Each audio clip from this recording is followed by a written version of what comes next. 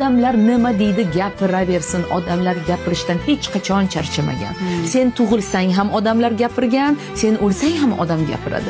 Tug'ilganingda agar falonchining xotini tug'ibdi, qiz tug'ibdi deb agar gapirgan bo'lsa, o'lganingda falonchini xotini o'libdi yoki pismadonchini onasi o'libdi deb ham gapiradi.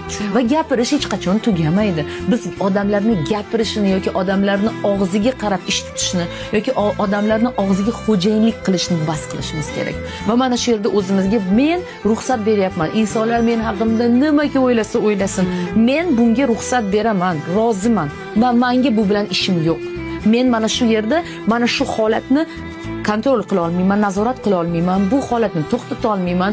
Ularga kelib har biriga o'zimni oqlab, men aslida unaqa ayol emasman, to'xtanglar deb men isbotlamayman. Isbotlagim ham kelmayapti deysan-da.